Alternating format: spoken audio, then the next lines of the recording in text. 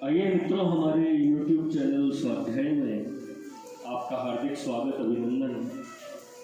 आज हम आपके लिए लेकर आए हैं भक्ति तत्व इस शीर्षक पर प्रेरणादायक ज्ञानवर्धक ज्ञान चर्चा। अगर आपने हमारे चैनल को सब्सक्राइब और वीडियो को लाइक नहीं किया है तो आपसे निवेदन है, कृपया चैनल को सब्सक्राइब और वीडियो को लाइक अवश्य करें। परमात्मा का विभिन्न रूपों में विकास ही जीवात्मा है, अतएव प्रत्येक जीव भगवान की अपनी ही अभिव्यक्ति है।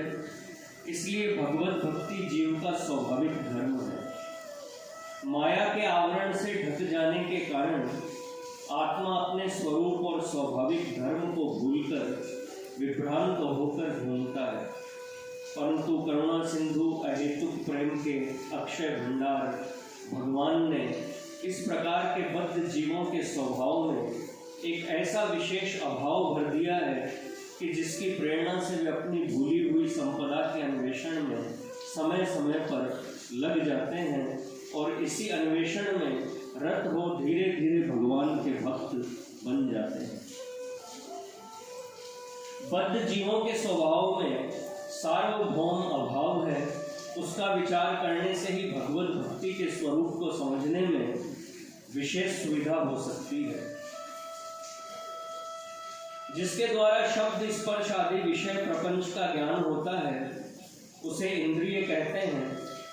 इंद्रियां दो प्रकार की होती हैं, बाह्य और आभ्यंतर। पुनः बाह्येंद्रियां दो भागों में विभाजित होती है, एक ज्ञानेंद्रिय और दूसरी कर्मेंद्रिय। प्रत्येक इंद्रिय के एक एक अधिष्ठात्री देवता है। उन्हीं की कृपा से इंद्रियां समर्थ होकर अपने अपने विषय के अनुरूप कर्म करने में अग्रसर होती है। इन सारी इंद्रियों में तथा इनके अपने अपने अधिष्ठात्री देवताओं में एक विषय से दूसरे विषय में मिलाने वाली एक स्वाभाविक शक्ति है। यह परानुरक्ति शक्ति किसी की उत्पन्न की हुई नहीं है। सृष्टि के आरंभ में ही विधाता ने इस शक्ति की सहायता से इस विश्व संसार को उत्पन्न किया था। केवल इंद्रियां ही नहीं, परमाणु से लेकर परम महतत्व तक सभी इस शक्ति की प्रेरणा से विवश होकर एक दूसरे के साथ मिलने की आकांक्षा किया करते हैं। विशालकाय पर्वतमालाएं वायवीय अणु परमाणु आदि में मिलने के लिए शुद्र रेणु बनकर धीरे धीरे अतिशुद्र बालू के रूप में परिणत हो रही है और सूक्ष्म बालुका के शुद्र अणु परमाणु एक दूसरे से धीरे धीरे मिल मिलकर विशालकाय पर्वतमाला का रूप धारण करते हैं। मृतिका वृक्ष के रूप में तथा वृक्ष मृतिका के रूप में रूपांतरित होकर पारस्परिक सम्मिलन का परिचय देते हैं। चराचर जगत के समस्त पदार्थ इस प्रकार निरंतर रूपांतर में परिणत हो रहे हैं। यह उपर्युक्त परानुरक्ति शक्ति के परिणाम के अतिरिक्त और कुछ नहीं है। जगत पिता जगदीश्वर ने सृष्टि के समय सृष्ट पदार्थों में एक ऐसे अभाव को कायम कर दिया जो सार्वभौम तथा अतिशय सुस्पष्ट रूप से प्रतिभात होता है। इसी अभाव की पूर्ति के लिए स्थावर जंगम जो कुछ पदार्थ संसार में है, सब कुछ एक दूसरे को प्रेम पूर्वक आलिंगन कर रहे हैं। जब उनकी एक वस्तु से आशा पूरी नहीं होती तब वे उस आलिंगित वस्तु को त्याग कर दूसरी से मिलने की आकांक्षा करते हैं। समस्त प्राकृतिक वस्तुएं इस अद्वितीय अभाव के साथ ही सृष्ट हुई है। सुतराम जगत के सभी पदार्थों में अभाव है और इस कारण किसी का भी अभाव जगत के किसी पदार्थ के द्वारा दूर होना कदापि संभव नहीं। अपने अभाव को पूर्ण करने के लिए दूसरे के पास पहुंचने से जिस परिमाण में अपना अभाव पूर्ण होता है, उससे भी अधिक परिमाण में दूसरे के अभाव को पूर्ण करने में अपने को अंतः सार शून्य करना पड़ता है। प्रेम या स्नेह जनित सुख की पूर्ति के लिए पत्नी या पुत्र से मिलने में जिस परिमाण में आनंद लाभ होता है, उससे सहस्रों गुने अधिक यत्न से पुत्र कलत्रादि के पालन पोषण में अपने को सारहीन बनाकर उद्यम करना पड़ता है। अतएव अभाव में प्राकृतिक पदार्थों के द्वारा किसी के भी स्वाभाविक अभाव का दूर होना संभव नहीं। अवश्य ही जिन्होंने अभाव के साथ इस जगत की सृष्टि की है, उन्हीं के पास इसके प्रतिकार की औषधि भी है। अभाव की पूर्ति के लिए जो इंद्रियों की स्वाभाविक वृत्ति है, उसी को आसक्ति या भक्ति के नाम से पुकारते हैं। अभाव विशिष्ट प्राकृतिक पदार्थों की ओर जो इंद्रियों की गति होती है, उसे आसक्ति, और सर्व प्रकारेण अभाव शून्य पूर्णतम अखंडानंद स्वरूप भगवान की ओर जो गति होती है, उसे भक्ति कहते हैं। इंद्रियां इस मायामय नश्वर जगत की ओर दौड़कर कभी चिरस्थायी तृप्ति लाभ नहीं कर सकती। वे संतोष पाने के लिए सामयिक सुखजनक किसी वस्तु में आसक्त तो होती है, परंतु जब उससे तृप्ति नहीं होती तो उनसे निवृत्त होकर किसी दूसरी सुखजनक वस्तु की प्राप्ति की आकांक्षा करती है। जीव पूर्ण सुख का भिखारी है, क्योंकि वह वस्तुतः पूर्णानंद स्वरूप ही है। अभाव में इस जगत की किसी भी वस्तु में इसे उस पूर्ण सुख की प्राप्ति नहीं होती, इसलिए अतृप्त हृदय से वह पूर्ण सुख की प्राप्ति के लिए प्यासा मृग जैसे माया मरीचिका के पीछे दौड़ता है, संसार रूपी मरुस्थल में भटक रहा है। इस परिवर्तनशील जगत में नाना प्रकार की विडंबनाओं को भोगते हुए जब साधु संग तथा शास्त्रादि की कृपा से उसकी समझ में आ जाता है कि अभाव विशिष्ट माया में जगत प्रपंच से इंद्रियों की शुद्धा निवृत्ति कभी नहीं हो सकती, तब वह सब विषयों से निवृत्त हो अनंत माधुर्य के उच्च स्वरूप परम पुरुष भगवान की ओर आकर्षित होकर स्थिरता प्राप्त करता है। सच्चिदानंद विग्रह श्री भगवान में इंद्रियों को तृप्त करने वाली किसी वस्तु का अभाव नहीं है। जगत में जहाँ कहीं जो कुछ भी चित्ताकर्षक भाव विद्यमान है, वे सारे ही उन सर्व कारणों के कारण भगवान के अनंत रूप रस आदि के आभास मात्र है। अतः भगवत कृपा से एक बार उस ओर इंद्रियों की एकांतिक गति होने से उस अनंत सुख का एक बार स्वाद पा जाने पर फिर वहाँ से वापस लौटने की संभावना नहीं रहती। तब पतित पावनी त्रिभुवन तारिणी भागीरथी के जल के स्रोत की भांति समस्त विघ्न बाधाओं को पार करती हुई समस्त वृत्तियाँ सैकड़ों मार्गों से जा जाकर भगवान के माधुर्य सागर में लीन होती है। सच्चिदानंद रसमय भगवान के प्रति इंद्रियों की ऐसी एकांतिक आकांक्षा को ही भक्ति कहते हैं। प्रत्येक जीव का जीवन स्रोत प्रतिक्षण अनंत सच्चिदानंद सागर की ओर बह रहा है। कोई भी जीव एक क्षण के लिए भी अपने को तृप्त समझकर स्थिर नहीं हो सकता। जीवन प्रवाह जब तक उस प्रेम सागर में विलीन नहीं हो जाता, तब तक कोई भी जीव निश्चिंत नहीं हो सकता। कोई व्यक्ति धन ऐश्वर्य के गर्व में या एकाध बाह्य अनुष्ठान के द्वारा उपार्जित धर्म के अहंकार रूप स्रोत के आवर्त में गिरकर 2 दिन के लिए अपने को तृप्त समझकर अभिमान करते हैं, परंतु इससे कितने दिन उनका काम चलेगा। थोड़े ही दिनों में उन्हें अपनी भूल समझ में आ जाएगी। स्वभाव स्वयं उन्हें अपने अभाव को दिखलाकर अपना तांडव नृत्य आरंभ करेगा और तब वे आकुल होकर पुनः तृप्ति के लिए दौड़ने लगेंगे। जीव पाप में कितने दिन पड़ा रह सकता है। अतृप्ति उसे धीरे धीरे भीषण से भीषण पाप में प्रवृत्त कराएगी और अंत में स्वभाव ही उसे अभाव का ज्ञान कराकर एक दिन अनुताप की नरकाग्नि में डाल देगा। वह दावाग्नि दग्ध हरिण की भांति व्याकुल होकर पूर्णानंद सागर की ओर दौड़ेगा। धनवानों में बाह्य वस्तुओं का अभाव बहुत ही थोड़ा होता है, इस कारण वे उच्च जीव होकर भी पशु के समान अंधे रहते हैं। इसी कारण वे मल मूत्र हड्डी मांस के पिंजड़े में नाच गान में जागतिक विषयों के विहार में मग्न होकर बहुत दिनों तक भूल में पड़े रहते हैं। जीवन स्रोत के भंवर को लांघ कर वे आगे नहीं बढ़ सकते, परंतु रोग शोक या अन्य किसी भी कारण से एक बार मोह रूपी चश्मे के दूर होते ही इन सब का त्याग कर अधिकाधिक वेग से वे उस नित्यानंदमय सागर की ओर दौड़ पड़ते हैं।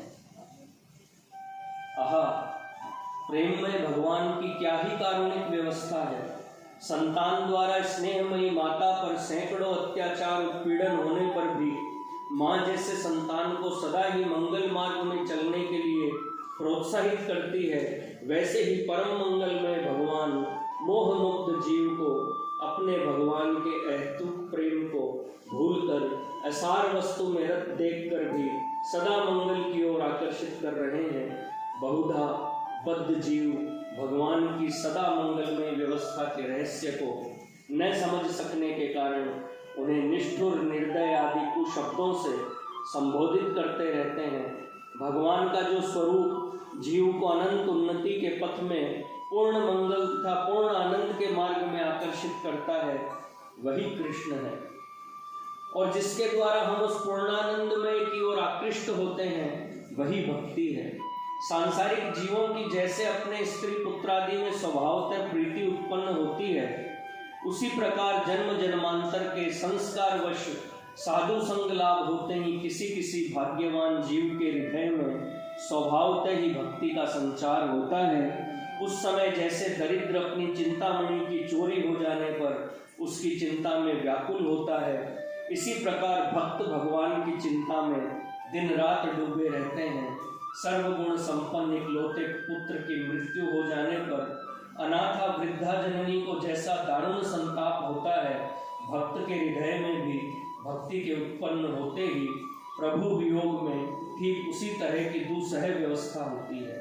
सारांश यह है कि परम स्नेहमयी माता पुत्र की चिंता में, पतिव्रता सती पति की चिंता में तथा कृपण धन की चिंता में जैसे सदा व्याकुल रहता है, इसी प्रकार सब प्रकार की चिंताओं को छोड़कर केवल भगवान की प्राप्ति रूप चिंता में व्याकुल हो रहने का नाम भक्ति है। ऐहिक और आमुष्मिक इहलोक और परलोक के भोगों की लालसा का परित्याग कर श्री भगवान के श्री चरण कमलों में चित्त को समर्पण करके सदा के लिए उसी भाव में निमग्न रहने को भक्ति कहते हैं। भक्ति प्रधानतः निर्गुणा है, परंतु जब प्रकृति के तीनों गुणों की सहायता लेकर वह प्रकट होती है, तब उसे सगुणा कहते हैं। भक्ति योगो बहुविधो मार्गेर भामिनी भाव्यते स्वभाव गुण मार्गेण पुंसाम भावो विविध्यते। पुरुष के गुणमय स्वभाव भेद के कारण उनकी साध्य भक्ति के भी भेद हो जाते हैं, अर्थात सत्वादि गुण के क्रम के अनुसार जिसका जैसा स्वभाव होता है उसकी भक्ति भी वैसी ही हो जाती है। यह गुणमयी भक्ति प्रधानतया तीन प्रकार की होती है, तामसी, राजसी और सात्विकी। इस त्रिगुणमयी भक्ति को पुनः प्रत्येक तीन तीन अंशों में विभक्त कर शास्त्रों में 9 प्रकार से उल्लेख किया गया है। अभिसंधायो हिंसाम दंभम मात्सर्यमेव वा सरंभी भिन्न दृग भावम मयि कुर्यात् स तामसः। तामस स्वभाव वाले व्यक्ति हिंसा, दंभ तथा मात्सर्य के वश होकर दूसरे के अहित साधन के लिए भगवान की भक्ति करते हैं। इन भिन्नदर्शी व्यक्तियों की भक्ति को ही तामसी भक्ति कहकर पुकारते हैं।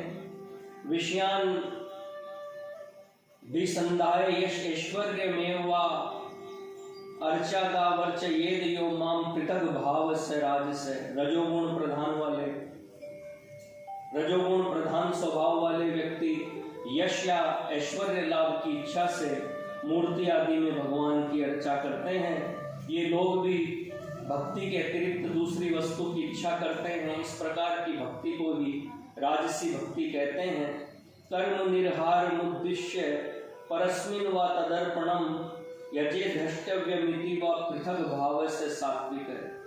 सत्वगुण प्रधान स्वभाव वाले सज्जन अपने अपने कर्म क्षय की इच्छा से अपने सारे कर्मों को भगवान के श्री चरण सरोजों में समर्पण कर अथवा अपने अपने वर्णाश्रम धर्म के अनुसार भगवद अर्चा को कर्तव्य समझकर श्रवण कीर्तन आदि भक्ति का अनुष्ठान करते हैं। ऐसे लोग भी भक्ति के अतिरिक्त मोक्ष की कामना करते हैं। इस प्रकार की भक्ति को ही सात्विक भक्ति के नाम से पुकारते हैं। अपनी अपनी इच्छा की पूर्ति के लिए जो सकाम भक्ति की जाती है वही सगुणा भक्ति है। फिर अविद्या वृत्ति शून्य चित्त से अपहृत महामणि की पुनः प्राप्ति की भांति उत्कट आकांक्षा के साथ भगवान की प्राप्ति के लिए जो एकांतिक कामना होती है वही निर्गुणा भक्ति है।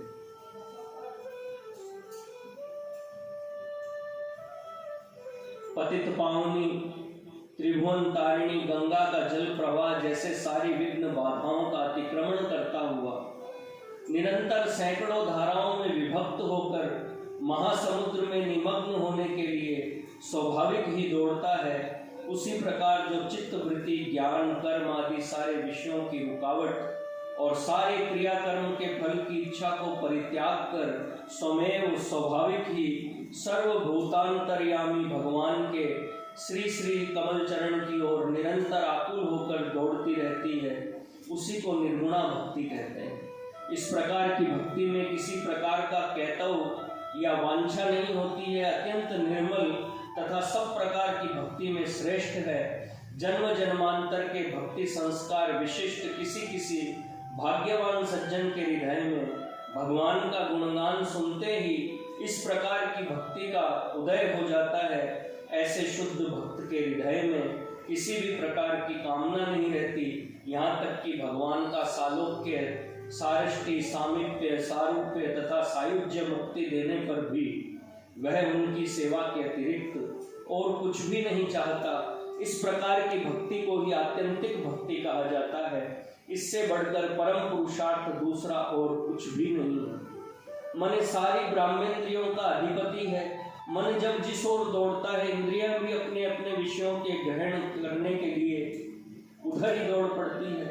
अतएव अंतःकरण की सब प्रकार की उपाधियों का परित्याग कर भगवान की ओर दौड़ने से सब इंद्रियां निष्क्रिय भाव ग्रहण कर लें, यह संभव नहीं। प्रत्युत वे भी मन के अधीन हो भगवान की ओर दौड़कर अपने अपने भाव के अनुसार सेवा करती हैं। अतएव सब प्रकार की उपाधियों को तिलांजलि देकर सारी इंद्रियों से सदा के लिए भगवान की सेवा में लग जाना ही निर्गुण भक्ति है। अब तक भक्ति के संबंध में जो कुछ आलोचना की गई है उसे साधारणतः दो श्रेणियों में विभक्त किया जा सकता है, एक गुणमयी या गौणा अथवा अपरा, दूसरी निर्गुणा या मुख्या अथवा परा। पहले जो गुणमयी सात्विकी भक्ति है वह सत्व गुण से विच्युत हो भक्त को निर्विशेष ब्रह्म सुख का अनुभव कराती है, तथा दूसरी निर्गुणा भक्ति परिपक्व दशा में प्रेमा भक्ति के नाम से अभिहित होकर भक्त को सच्चिदानंदमय भगवान के गुण लीला माधुर्य रस का स्वाद कराती हुई कृतकृत्य करती है। समस्त गुणमयी भक्तियों में प्रारंभिक भक्ति के क्रमानुसार उत्तरोत्तर भक्ति श्रेष्ठ होती जाती है। इनमें से सात्विकी भक्ति के श्रेष्ठ होने पर भी शुद्ध भक्त उसके प्रति आदर प्रकट नहीं करते, क्योंकि इसमें भगवान एवं भगवत भक्ति के अतिरिक्त दूसरे फल की इच्छा भी रहती है।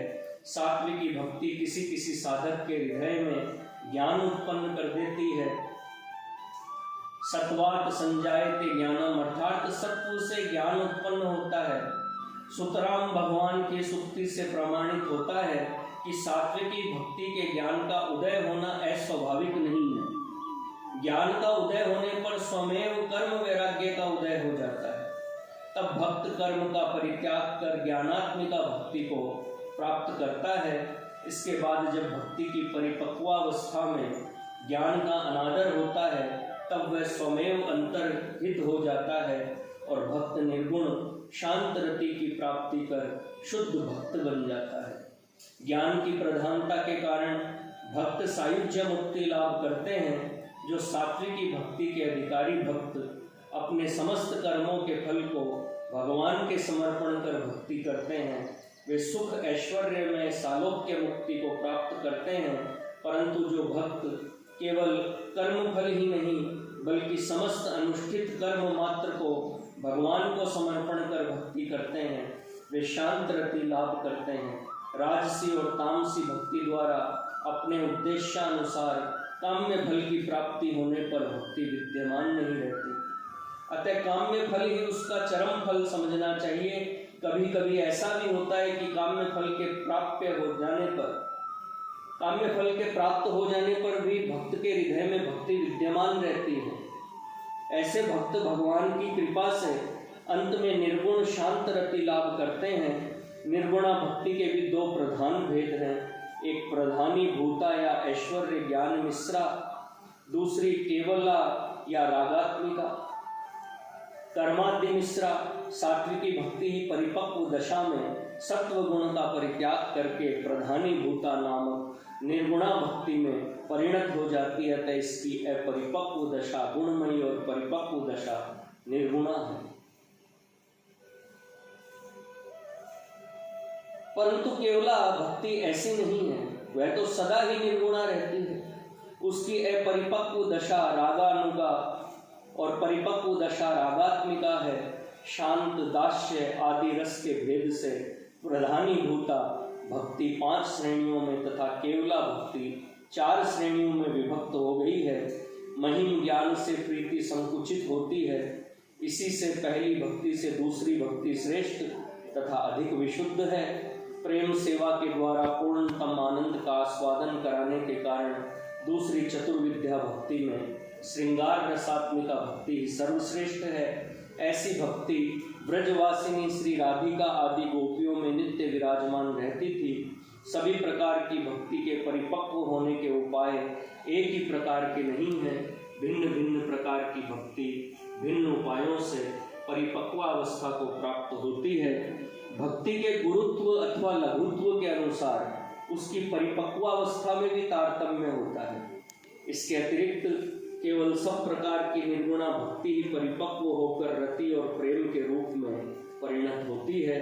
साधन भक्ति से जब रति का उदय होता है तब भक्ति रति लक्षणा हो जाती है। पीछे वही रति परिपक्वावस्था में प्रेम के रूप में प्रकट होकर प्रेम लक्षणा हो जाती है। इस प्रेम लक्षणा भक्ति को ही प्रेमा भक्ति कहते हैं।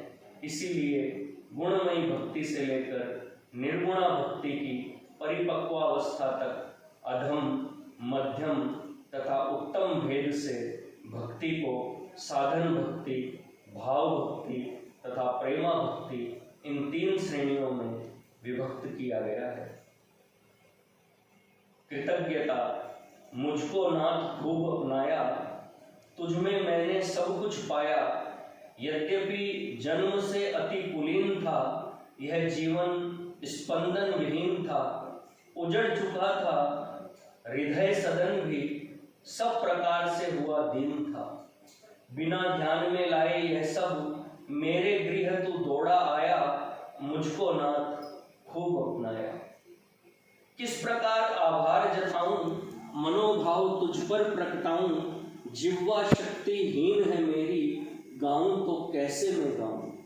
अश्रु कणों से नयन भरे हैं, प्रति कण में तेरी छाया। मुझको नाथ खूब अपनाया। मित्रों, यह थी भक्ति तत्व इस शीर्षक पर प्रेरणादायक ज्ञानवर्धक ज्ञान चर्चा। अगर आपको हमारा चैनल पसंद आए तो इसे लाइक और सब्सक्राइब और वीडियो को लाइक अवश्य करें। धन्यवाद।